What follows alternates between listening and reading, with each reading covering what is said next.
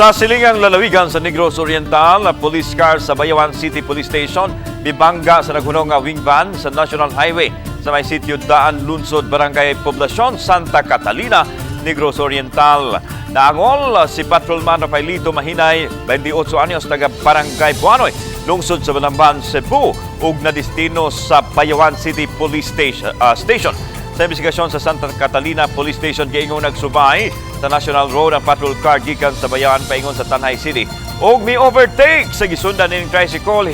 Giingong adunay motorsiklo nga mitabog sa daan maong gilikayan kini ni Mahinay apan wa na madala og lubag sa manubila sa police car og mibangga kini sa wing van nga gimaniho ni Ruel Calunod, 37 anyos, taga Santa Catalina.